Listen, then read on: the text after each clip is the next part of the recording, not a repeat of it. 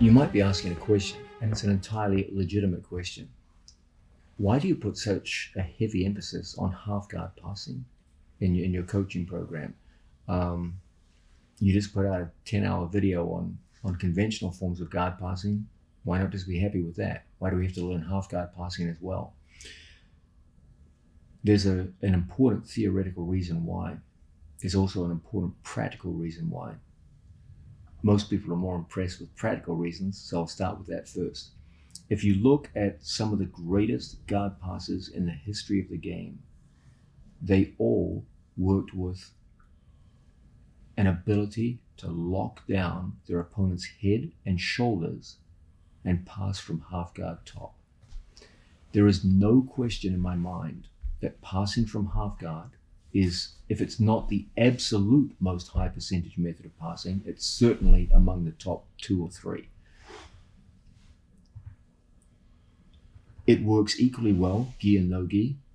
It works equally well in both grappling and mixed martial arts. It means that your opponent has very little offense to work with from bottom position. It also means your opponent can't stand up in the middle of guard passing. Always think about it. For most people, there's kind of an agreement that there's a top guy and a bottom guy in jiu-jitsu, where when Mateus is playing bottom, he's kind of agreeing to be in this position. I start seeing it.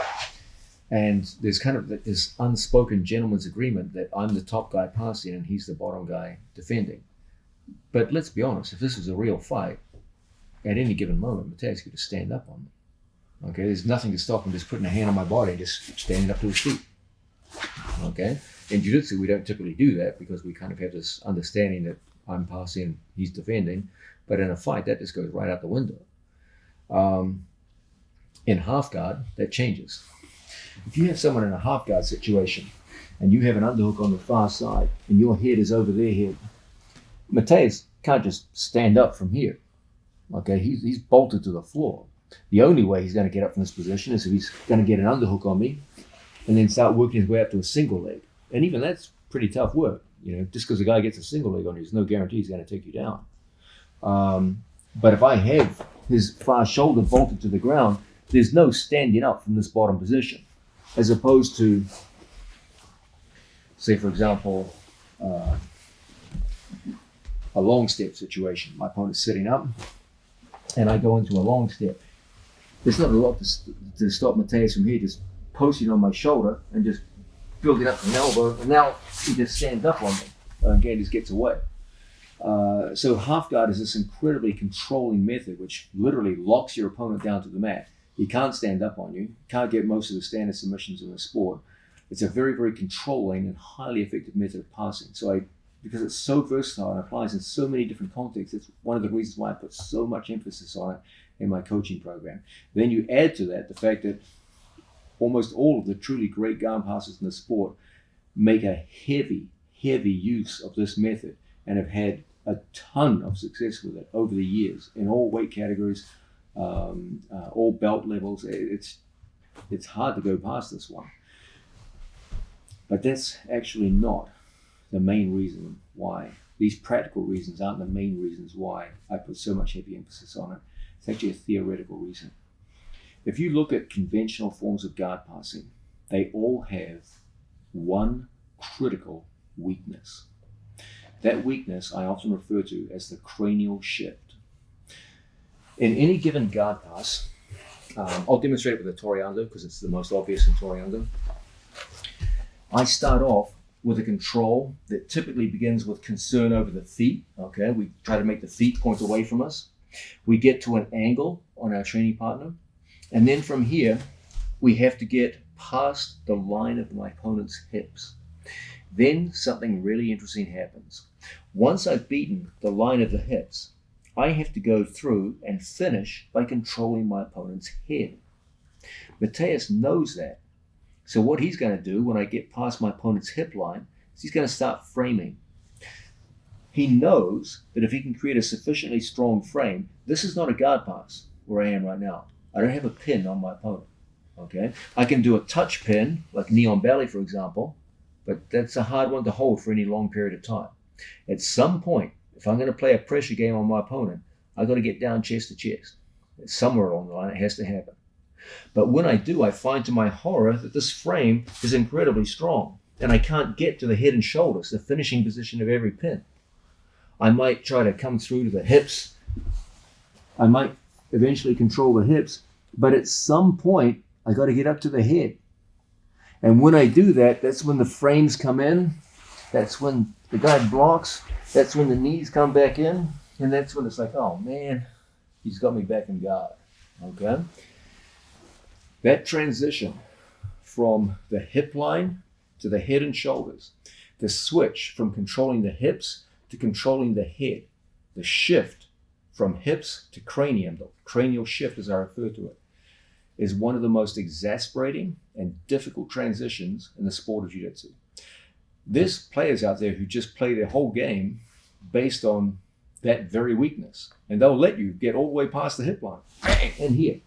And then they'll just post, and you can't get the finish you're looking for, and you're right back in guard. And you'll see good jiu-jitsu players don't even sweat it. When someone gets past the hip line, they're like, yeah, whatever. They know they got their frames ready, bang, overcome the legs, they'll sit up and post, put the legs back in, and you're putting out all this effort just to get past the hip line. You got nothing to show for it. Okay, and it can be such an annoying thing. You know, you almost got past the legs, and then you're shut out at that last moment, and then the legs come back in. Okay, so that's the weakness which Mateus, as the guy retaining guard, can always exploit when he's defending the conventional forms of guard pass. Now, the beauty of half guard passing is that it eliminates the cranial shift. Half guard passing lets me control the head before I complete the pass. Normally, the pattern is you pass the hips and then you fight to the head as the final destination, and that's where all the problems start. Now, contrast that with half guard passing. In half guard passing, I don't have to beat the hip line, I just have to beat the knee. It's a lot easier to beat a knee than it is to beat a hip line. Okay, and then from here, I just come up the body and I get the head first. I still haven't passed his guard, okay, but the shift to the cranium occurs long before you pass the guy's guard. And as a result, once I get the head, I can start putting severe pressure on someone through the jaw or any other method from half guard. And now, with the head already locked, now I focus on passing my training partner's guard. But he can't just frame on me anymore. His head's completely locked in place. When Mateus tries to frame from positions like this, it's so damn difficult. And then from here, there's no last minute frames to worry about. There's no capacity on his part to create distance between my chest and his chest and bring his legs back in. That's why I put such a heavy emphasis on this kind of passing, because it eliminates the single biggest weakness of conventional guard passes, the single most problematic aspect. And it lets me control the head long before the guard pass is controlled. As opposed to conventional forms of guard pass, where there's no control of the head, you pass the legs, but the head feels like it's a million miles away. And you're fighting through some of the strongest structures of the human body, trying to complete guard passes, and oh no, the leg comes over, and you got to start all over again. Okay, now let's contrast that with situations where I just have to pass a knee.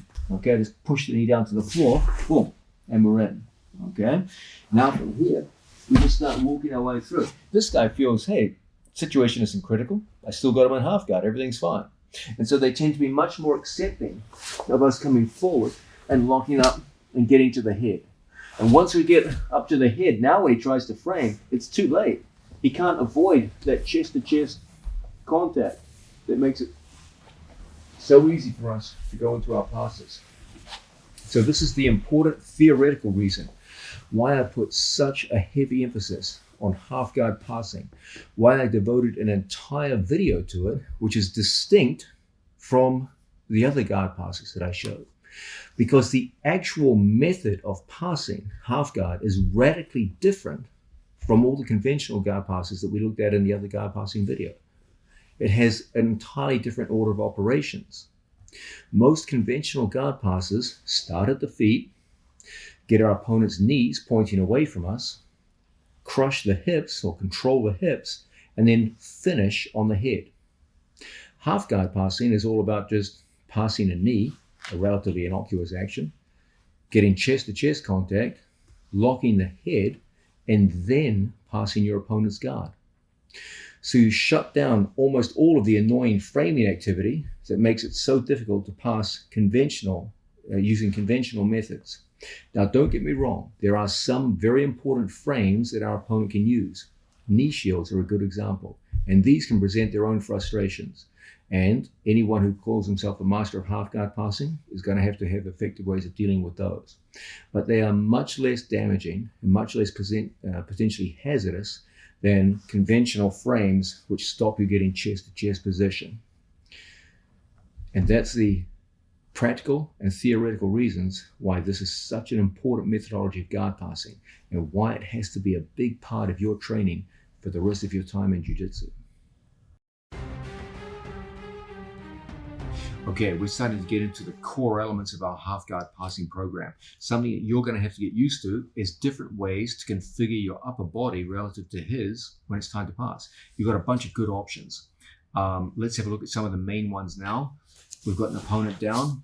Okay, probably the single most popular all-round upper body configuration when I'm in someone's half guard is a standard crossface, okay, where I go underneath and grip in here, and my middle finger goes to my training partner's armpit. This gives tremendous control of my opponent's shoulder, girdle, and head, and makes for a very, very strong passing platform. So this one-handed crossface is probably the first and most fundamental method of passing for both gi and no gi. A second method is what I often refer to as top, head, and arm. I'm sure there's other names for it out there, where the hands lock. And so you have a closed set of wedges around your opponent. This too creates very strong crossface pressure and is very useful both with and without the gi. There's a feeling of locked-in security here, which is impressive to work with. And you can, again, establish tremendous cross-face pressure on your training partner. This has the virtue of shutting out your opponent's underhook in this position. If he tries to swim his hand in as an underhook, my shoulder position makes that very difficult. If I hold one-handed, there's a danger my opponent can go through and start working with underhooks and working like so, okay? So those are two excellent configurations that we often see in competition. One which we're going to be spending a lot of time on involves taking our training partner's lapel and passing it underneath, and from here taking a reinforced crossface where we get a hold of our training partner's lapel and put it in so that my hand goes in the same place we would work without the gi. We go through and our hand goes underneath our training partner's shoulder. This is arguably one of the most important grips, and we'll be spending a lot of time working with this particular grip when we go through our half guard fundamentals passing program. This creates tremendous cross-face pressure. As my opponent tries to hold me off, this is a very, very strong form of gripping where you can really put on an intimidating amount of pressure upon the man on bottom. It also creates a really interesting effect. When I came through underneath and locked like so, my right arm shut out my opponent's ability to get an underhook.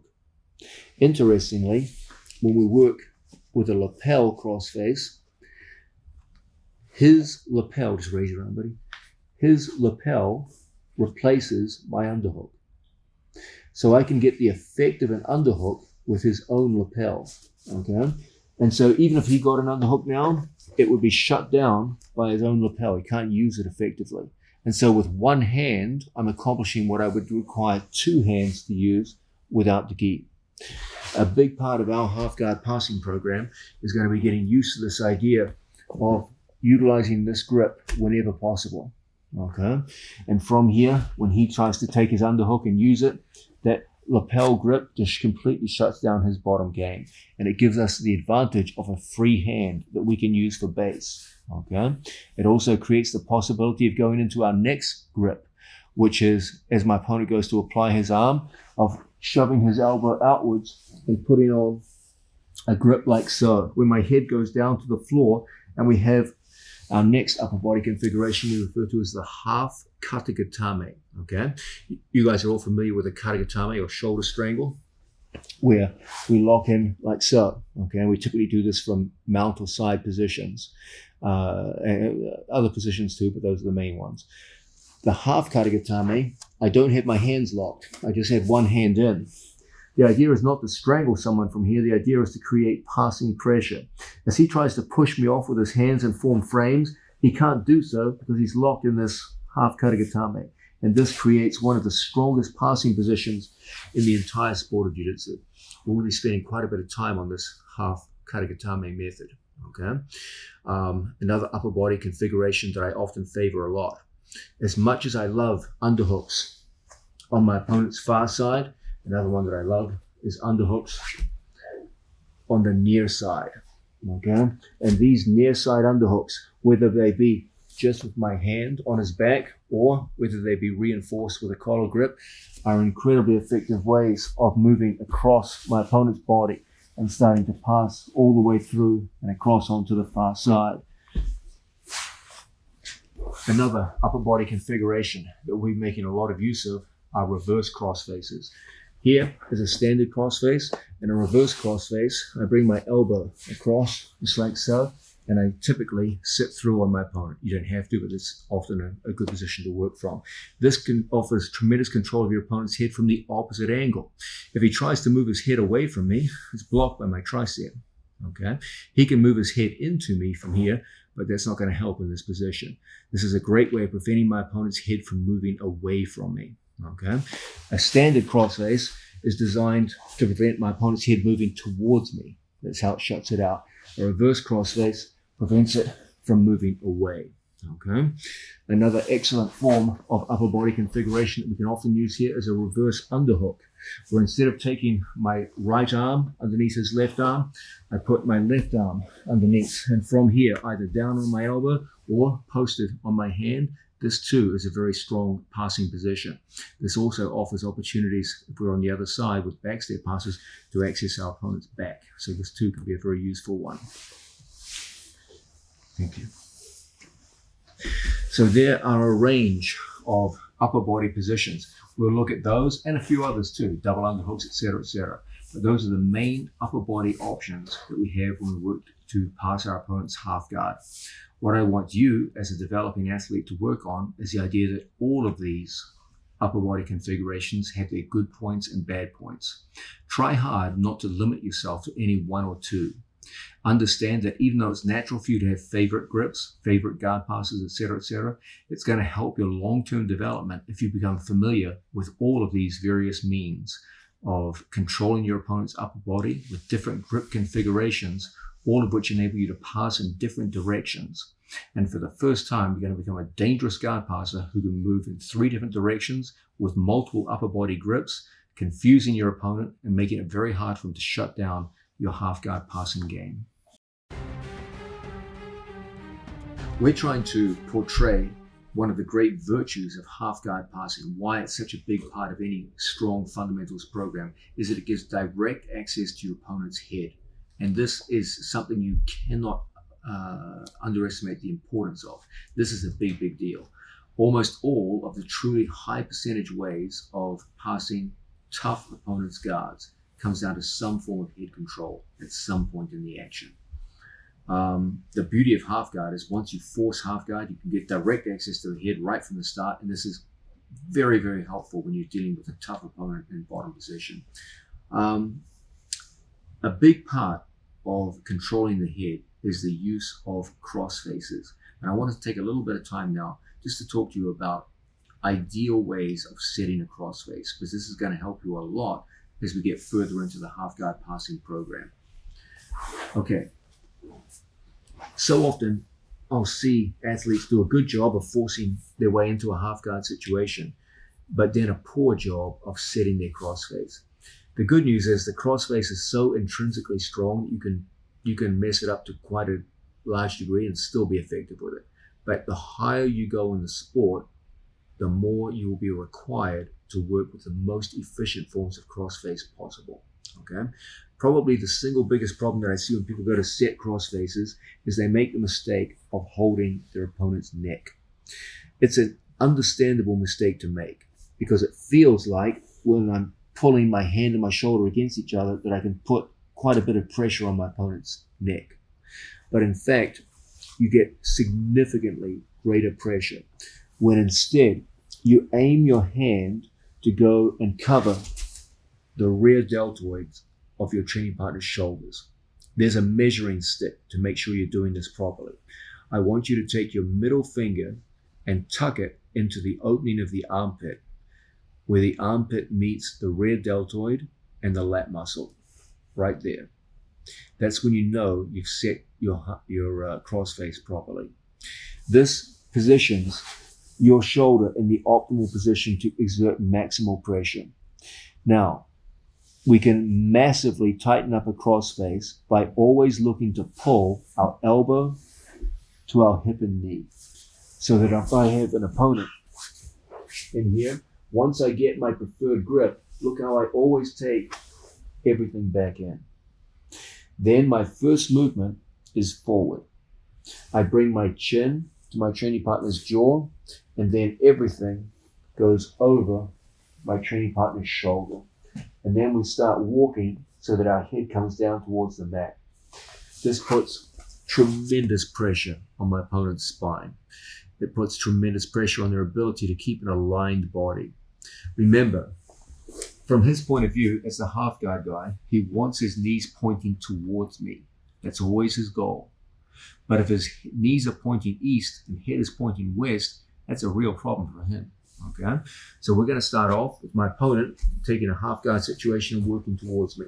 Okay, we're going to go through underneath and get the hand all the way around until we can lock up, just in like so, and get our preferred grip. Sitting up with this, where our middle finger goes all the way through and connects, just in like so.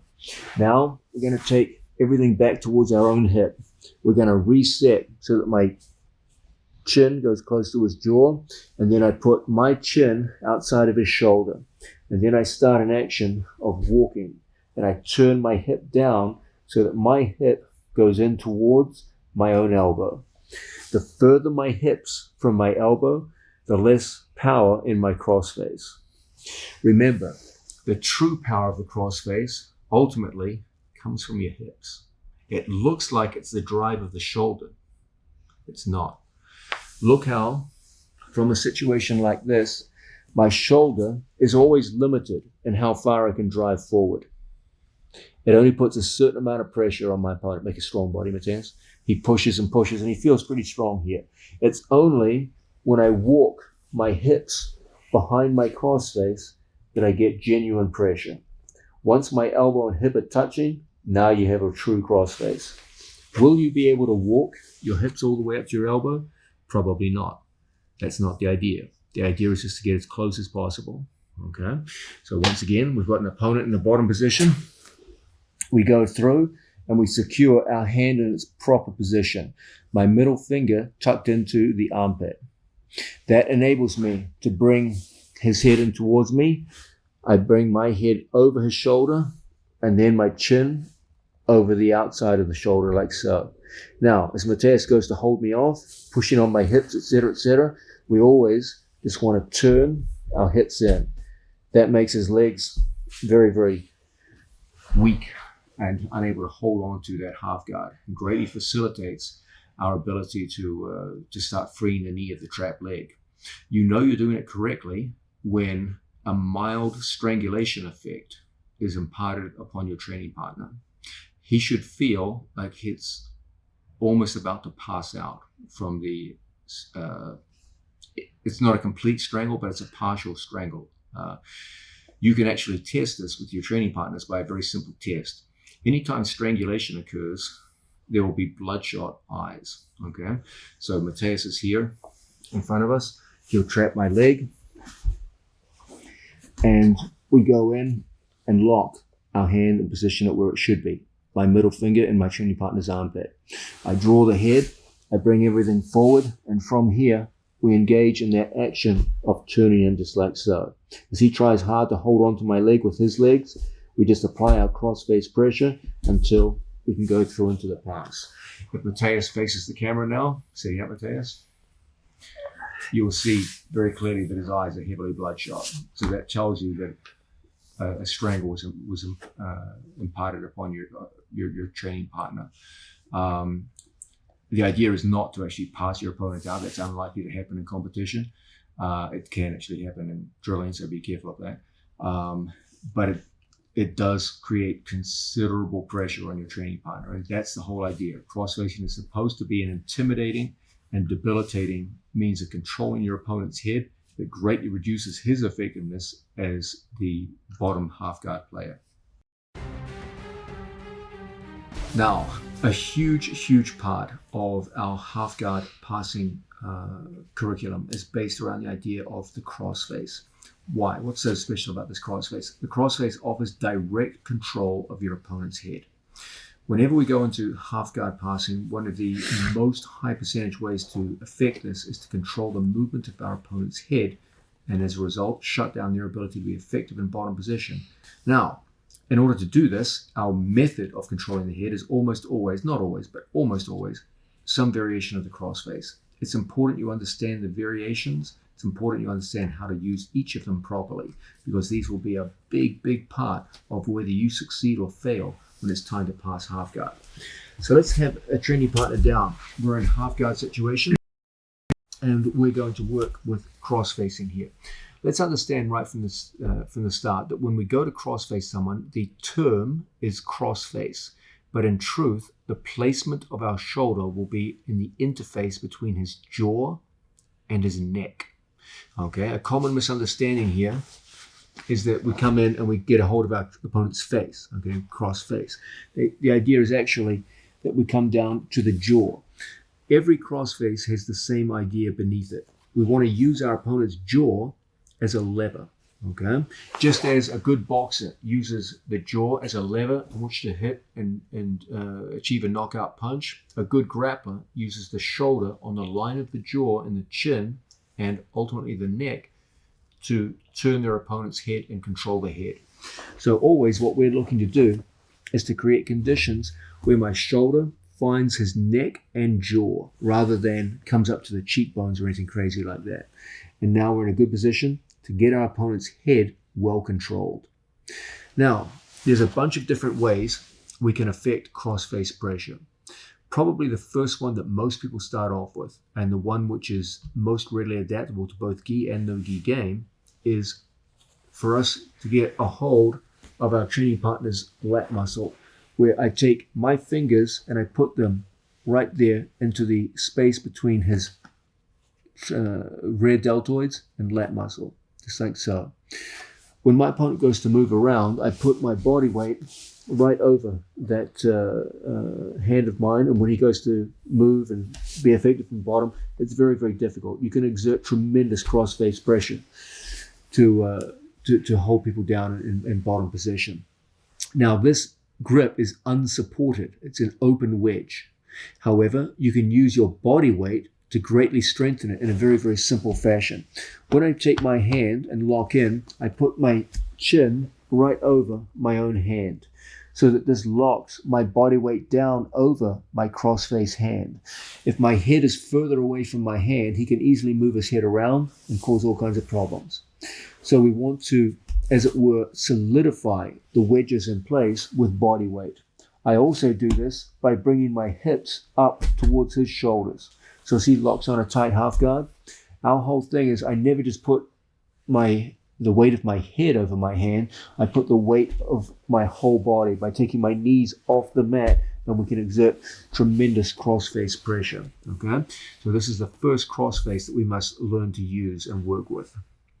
Now, as good as this cross-face is, it doesn't really make any use of the gi. Always remember, a key theme of this video is the use of yours and your opponent's gi as a force multiplier. Whatever force I can exert on my opponent by just putting an unsupported hand here is more than doubled if I take my training partner's lapel and feed it around the corner and feed it to my hand like so. What I want to do is create a situation where my thumb comes to my training partner's rear deltoid. So when I make the pass, I pass his lapel over my thumb, and my thumb is right there in the rear deltoid. Now, when I go to apply that same cross-face pressure, it's held in place by the fabric of the jacket. When he tries to move me around, it's almost impossible. And from here, it's very, very easy for us to exert devastating pressure through this grip, where the thumb comes right to this area and we lock in like so. When he tries to move his head away from me, it's locked in place. Okay, it's a very, very strong grip. When we add head position and half guard position, now even when he has an underhook and tries to use it, it's almost impossible. And as my shoulder goes forward, we get that tremendous cross-face pressure that we're looking for. Understand that when we go to employ a crossface, we always do so in a way where the shoulder comes towards our hand. I never want my shoulder retracted back. We want the shoulder driving forward towards our own thumb and hand. And that's where we get true cross-face pressure. Okay. So we've seen the idea of a lat crossface, of a lapel crossface.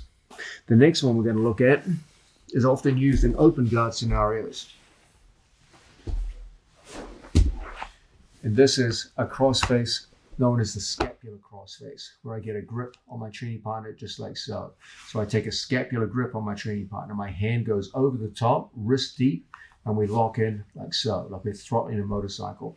When my head goes on the other side of my training partner's body, from here there will often be an ability to form a strong crossface using this scapular grip. And we can use this in many, many different contexts. Lying down, from split squat situations, for example. My opponent comes up, we can go through and apply that scapular grip, and as a result, from here there's going to be many ways in which we can go and start passing our training partner's guard in a vast number of fashions. Okay? And they all involve that useful scapular grip. Another crossface, which I often make use of, so do many other people, is a half katagatame crossface, where my opponent works like so, and we feed the hand around the corner, and he's got a hand in a familiar kind of defensive position like so. What we'll do here is we'll prop on our training partner's elbow and put our head down to the floor. Now, when he goes to push me off with that hand, it's so difficult for him to be effective, and it's a relatively simple thing for us now to start maneuvering our opponent's legs and getting a tremendous cross-face pressure using that half katagatame grip. And as a result, from here, we'll often be able to go into strong passes. This too is an incredibly effective method. Now, arguably the most powerful form of crossface, not the easiest one to get, but if you can get it, it's immensely powerful, is a lumbar or belt crossface. This we'll often use in half guard situations. And the idea is that we go all the way down to our opponent's lumbar regions in the lower back, sometimes even accessing the belt. Okay, in situations like this, I go through all the way and around, and I'll get a hold of my training partner's belt like this. This massively increases the amount of cross-face pressure that you can bring to bear against your opponent. Instead of being satisfied with grips around the shoulders, the scapula, etc., we're going further down our training partner's body, all the way down to the lumbar regions. Okay, and as a result, when my training partner tries to hold on to half guards from here, you feel like you have the weight of the world upon your opponent. These lumbar grips, whether they use the belt or if his gi is locked in place, you can even just grab the gi itself, provide arguably the strongest cross-face pressure of them all. And these can be quite devastating if you can access them. They are obviously a move that favors longer, taller people. I'm roughly the same height as Mateus, and I don't have a problem getting to his belt. If you tuck your gi in, Mateus. If you can't get to the belt, it's good enough just to get down on the lumbar region, but the belt does make a difference if you can access it. So once again, from a half guard type situation, we go through on our training partner and we get a grip all the way down here in the lumbar region. So instead of being satisfied with scapular grips, thumb grips, etc., we go all the way down. Best of all is where you can actually access the belt itself. This provides tremendous pressure. Okay. Now as Mateus goes to play bottom half guard game, look how from here, when we start that action of rising up, you feel like you have the weight of the world on your opponent and get a tremendous amount of pressure to bear on your opponent. Another form of crossface that we can use is a thumb or wrist crossface. We often do this out of split squat situations where we work like so.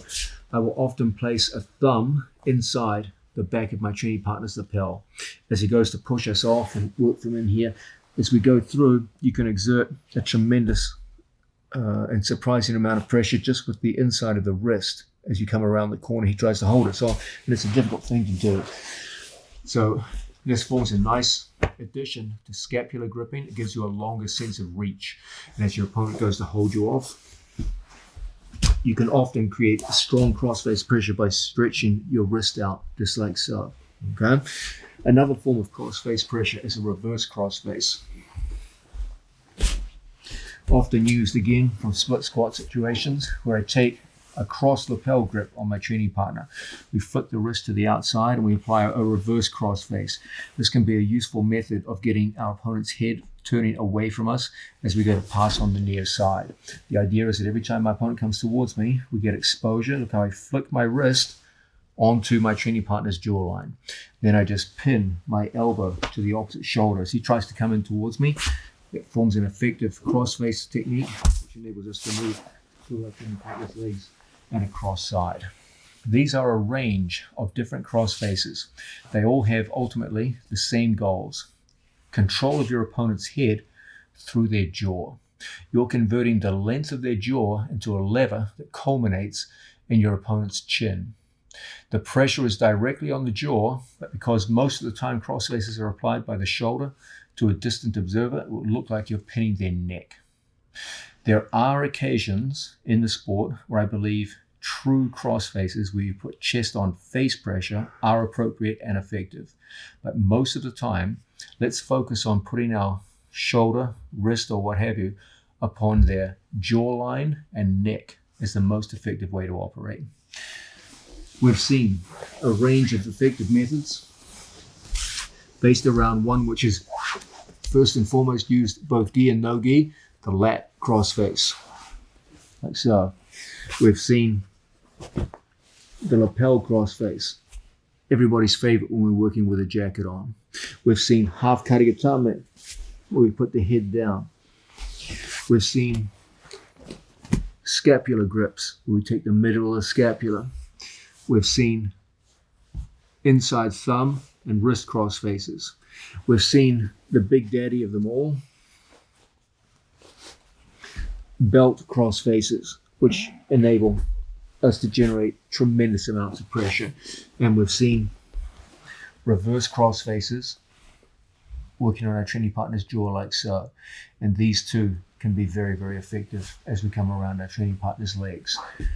Using these cross faces, the multiplicity of different cross faces is going to enable you to control your opponent's head from various open and half guard scenarios to bolt your opponent's head in place and make the task of passing guard so much easier. Don't sell yourself short. Make sure you understand all the different cross faces, their various pros and cons, and learn to use all of them to control your opponent's head as you pass half and open guard, and your job will get a lot easier. Now, we're looking at half guard chest-to-chest situation. One of the great cliches of half guard is that if the athlete on bottom has an underhook, they have some kind of advantage. The athlete is on top, they have a far side underhook, then they have the advantage. And so there's a lot of truth to this. Like any cliche, there's a lot of truth to it. And also like any cliche, it's kind of an oversimplification, and we'll look at the ins and outs of it as we progress through the video. But undeniably, there's some truth to this. The idea behind it is that if I'm chest to chest with my training partner and Mateus gets the underhook on me, I have very little ability to make his shoulder touch the mat. Okay, and if Mateus can turn into me and get onto his side, that's a real issue. Ultimately, what we're looking to do when we get half guard is to put our opponent's far shoulder on the floor and create effective wedges around the head and shoulders that make it very difficult for him to move freely. Okay, he's looking for the exact opposite. He's looking to pommel his arm inside. And now, because I can't get the shoulder to the mat and he has shoulder mobility, he can start hiking his arm up in this direction here and exposing my back more and more. In addition, When he starts hiking the arm up, he can start building up to his elbow, and then things get even more complicated for me. That forces me to throw in a whizzer in the situation to protect myself, and that opens me up to a wide variety of sweeps when my opponent can reach inside my leg and start rolling me all over the mat, causing all kinds of problems.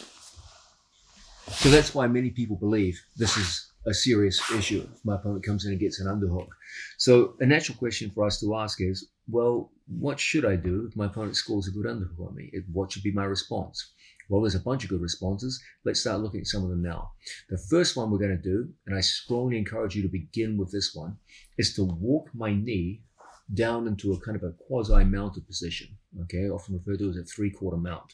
So from a situation where my opponent gets the underhook on me, I'm going to come through and I'm going to take my cross face and take my hand all the way to my training partner's far lat muscle.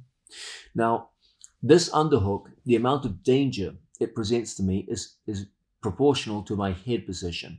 The more my head comes up above the shoulder, the more dangerous that underhook becomes. So what I want to do is keep my chin down here by the elbow. And as my opponent tries to hike the underhook now, it's quite difficult. The other thing I want to do is start a walk across my opponent's body. If I can't get an underhook, one of the smartest things I can do is to walk this hip down to the floor and flatten my opponent out. From his perspective, he wants to turn onto his side and get up on an elbow. That's where he's at his most dangerous. From my perspective, I want this hip down on the floor and him flat. So I'm going to post my hands, I'm going to turn my hips through, I'm going to walk across his body. And as a result, I can put my head on the floor. Once my head touches the floor, I can take my hand off the mat and use it as an action hand wherever it's appropriate for me to put the hand. Now, I like to expose the inside of my opponent's knee by taking my leg up as he locks on tight to my leg and walking my knee across so my knee touches the floor. That exposes the inside of my training partner's knee. So I'm just going to put my hand on it, just like so. I'm going to turn my knee so that it faces his knee. And as a result, my knee comes out very easily. Even if Mateus locks as tight as he can with his leg, provided I turn my knee to face his, we'll always be able to take our knee out quite easily. Sometimes I will mix up pushing on the bottom knee with the top knee, depending on the circumstances. So as we start walking across the body, you can push on both knees. Now from here, I put my knee on the floor. Then I come up into a position that looks almost like a mounted position, okay, except of course your opponent has your ankle trapped. Now I start to look at my opponent. What I'm looking for is a reaction here. If there's no reaction and my opponent simply holds the position and dares me to move, no problem. I go underneath my training partner's head, I grab the opposite lat muscle, and then I apply a strong crossface. Apologies, Mateus. And from here, look how I turn across the body and I turn my body outwards. And as a result, we end up in the mounted position.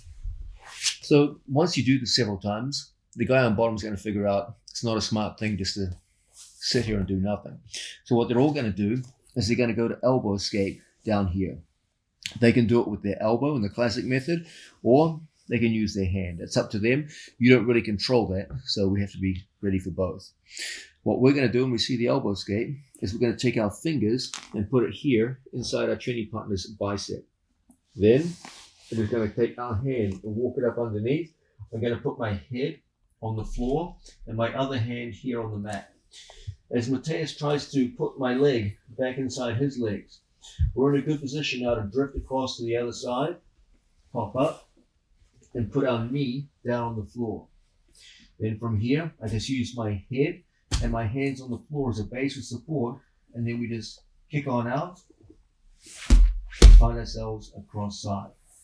So this is an excellent way for us to negate the effect of our opponent's underhook. I'll do this one now, just changing the angle so you can see my hand positions. So from here, Mateus takes the underhook. We take a crossface, and then I start walking across the body. I turn my hips and I walk across, placing my head on the floor and my knee on the mat. I intend to expose my training partner's inner knee. And as a result, my knee can come down to the floor. If Mateus doesn't react, then we go in for a cross face.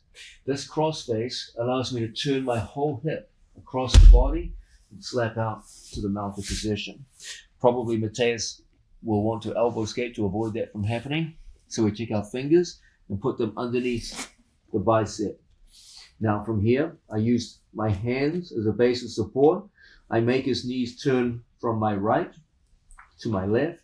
I pop up and put my knee on the floor in our favorite inside knee wedge position.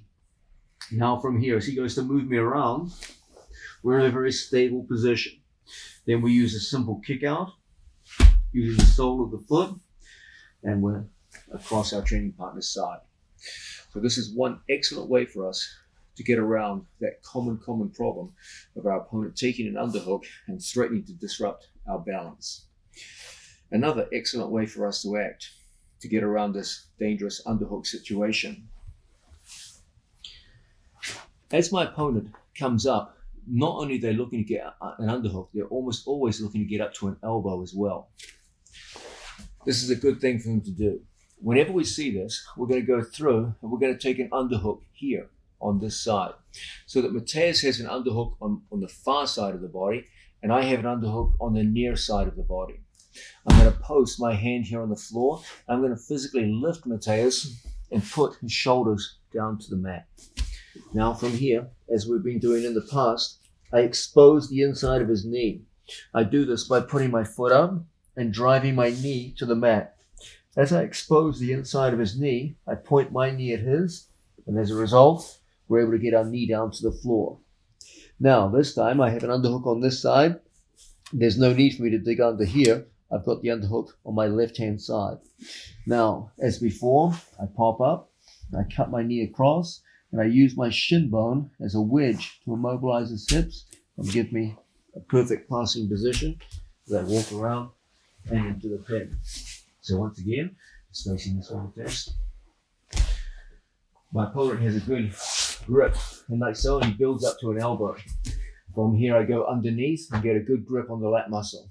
I pull my opponent off the floor, and then from here, drive him down towards the mat. From here, look how I make his knee, which is currently pointing in this direction. I want it to point the opposite way. So I turn my knee in, and I start the action of walking across the body until my knee touches the mat. Now I post inside his knee, I point my knee at his knee, and extract. From this position, I pop up, cut my knee across. As we make that knee cut, I kick out, and finish with a very nice pin. So this too is an excellent way for us to deal with this difficult situation when my opponent gets the kimura from bottom position. Another method of dealing with kimuras, which I strongly favor.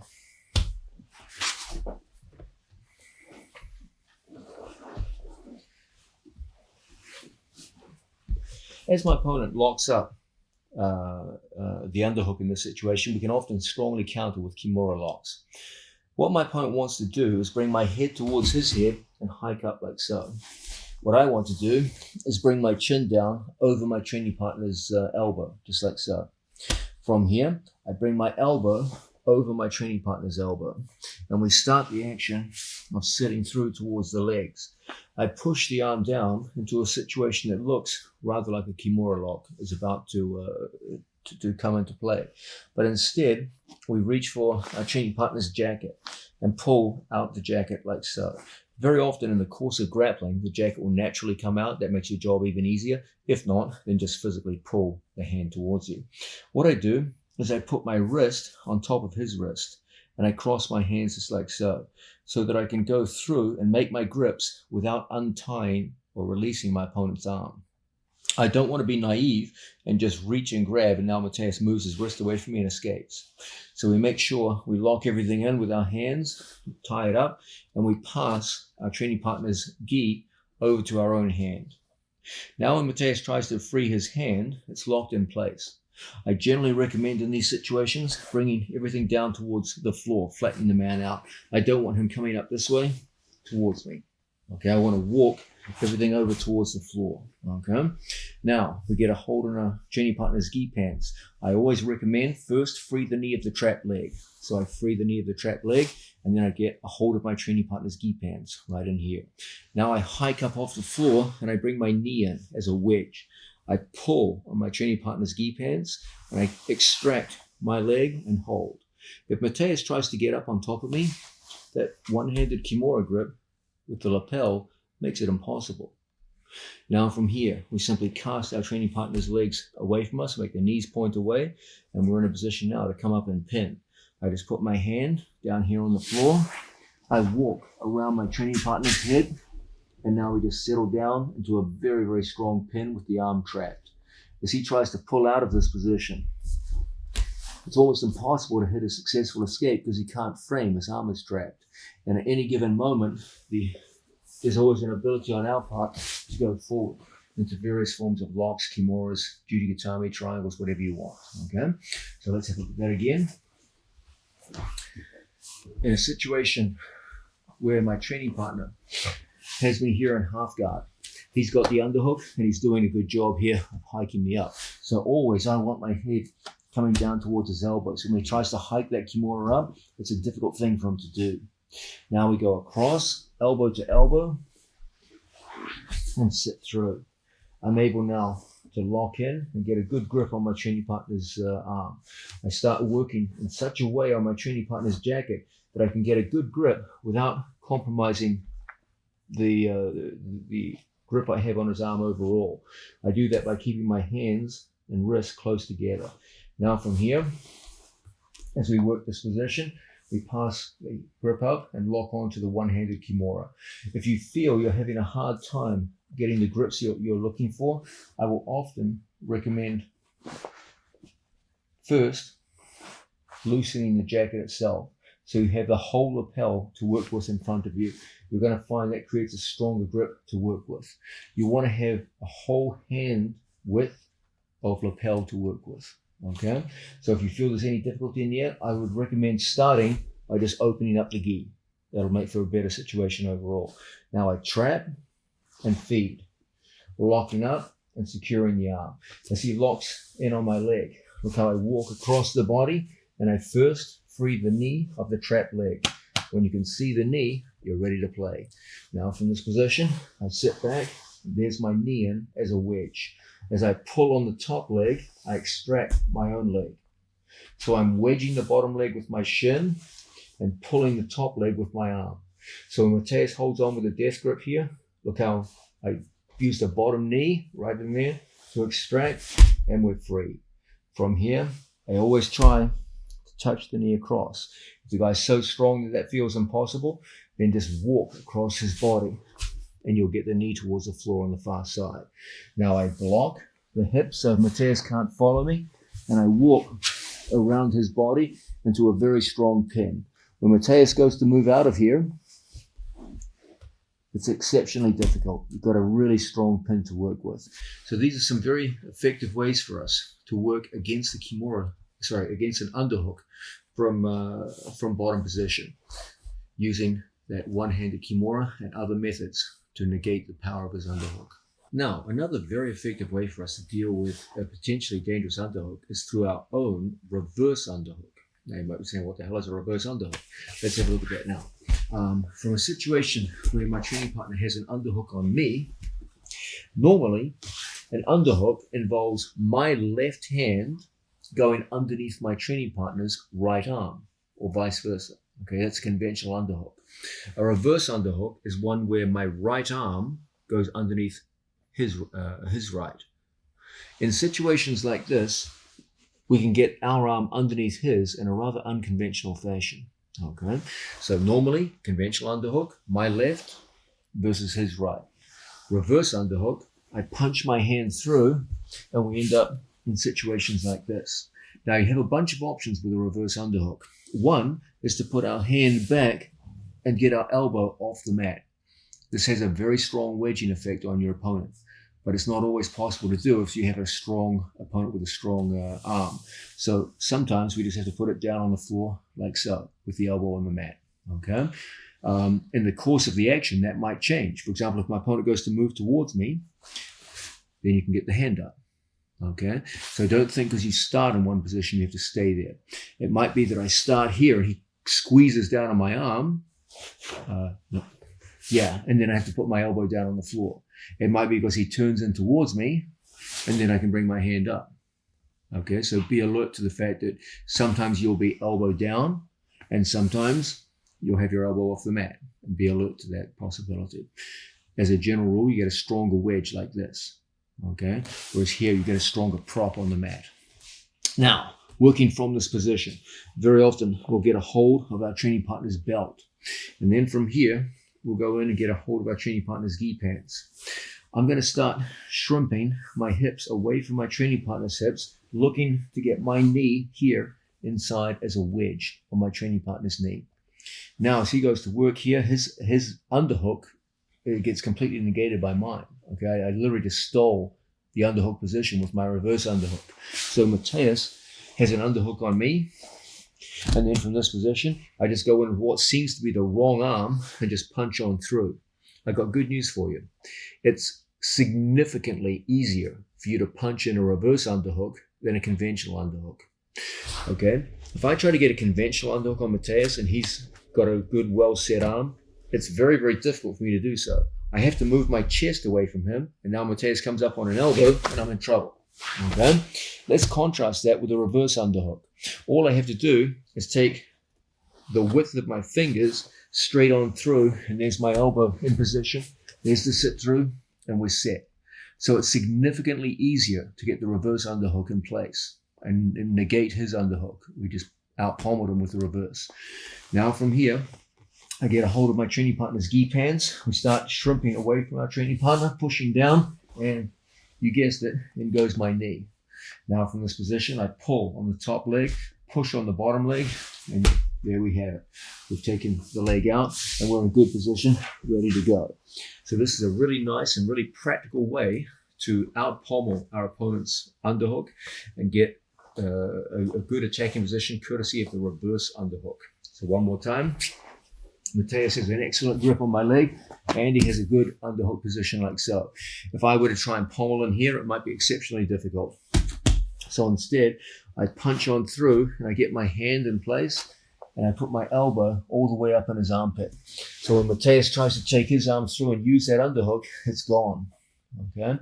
You can even play tricks with your opponent here and look for his wrist. If he tries to pommel in, very often you can catch it and turn it into some of the moves that we saw earlier on in the video. Okay, keep alert to that possibility also. Now, from here, I get a hold of my training partner's belt. I get a hold of the gi pants on the outside, and I start shrimping away from my training partner's hips until I can get my knee in here as a wedge. As a result, we can go through and kick out. Okay, this too is an excellent way for us to operate.